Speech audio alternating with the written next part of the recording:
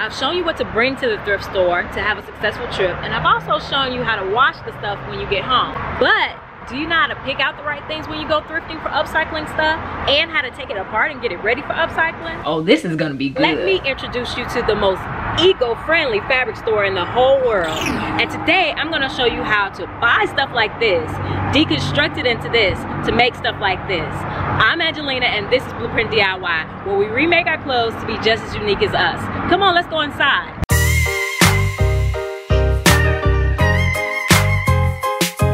So I love going to the thrift store in search of things to upcycle. The only place that's better is your own closet.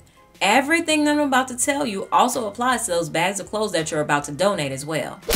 At the thrift store and at my house, everything is fair game. From the fabrics to the pockets, buttons, zippers, purse straps, hardware, etc. But you definitely want to look for specific things. First, you want to look for fabrics that are in good conditions. Not all ripped or fraying, the ones that still have a lot of life left.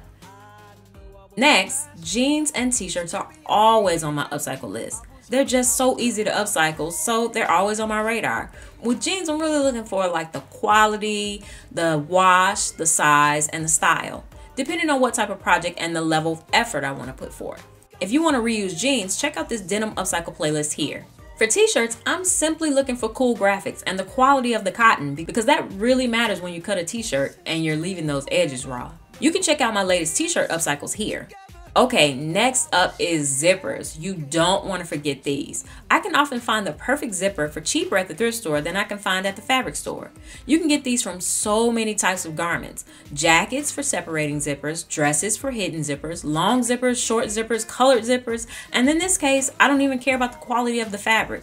Only the quality of the zipper. Look at the pull to see if it's peeling or discolored, and then look at the teeth to make sure they're all intact.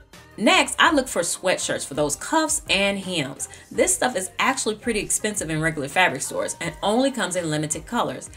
Here, I can find it in such a wide array of colors. And I also look for hardware and belts. I get some really great hardware from the straps of purses, and belts and their hardware can be used for so many things. Oftentimes, much of this stuff is considered specialty and custom because it was ordered by designers or large manufacturers. It just doesn't exist in many local fabric stores. Okay, today I want to know what else I can do to help you guys along your upcycling journey. I mean, because we're going places and I want to take you guys with me. So let me know in the comments below. So now we have all our stuff. We're going to go home and wash it and start taking it apart. Click the eye to find out how I dry clean at home. But to deconstruct, all you need is two tools, a sharp pair of scissors and a seam ripper. If you need recommendations for these, check out my Amazon link in the description. If you decide to buy it through my link, I do get a small commission, but you don't pay anything more. It just helps me keep creating awesome content for you guys. Okay, so let's get into this deconstruction process. For anything that I buy for upcycling, I first look at it to identify what I want from it and what I don't. For instance, I bought these pants specifically because I wanted just this top part of it. So I used sharp scissors to separate the two parts. Cutting with sharp scissors will reduce the fraying and give you a clean edge. For the piece I don't want, I can always save it for another project. Now, what about pockets and zippers and taking stitches apart? That's where the seam ripper comes in handy. You'll want to pull the seam apart tight and find a place to stick the sharp edge of the seam ripper inside. Careful to only grab the stitch and not the fibers of the fabric. Then rip one stitch at a time and pull the seam further apart until it really starts opening up and you can rip multiple seams apart at once.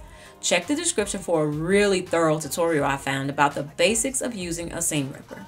This is fairly tedious work, but I definitely recommend taking clothes apart in order to learn how they go together. When done carefully, you can get zippers off looking brand new. Now for purse hardware, I just use a pair of scissors to cut the strap and extract the hardware. I actually have a whole bin from those silly cheap purses whose handles start tearing up real quick, because you never know when upcycle inspiration will strike.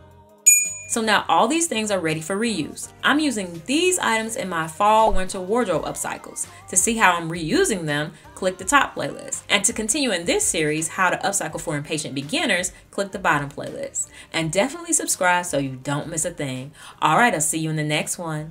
Bye.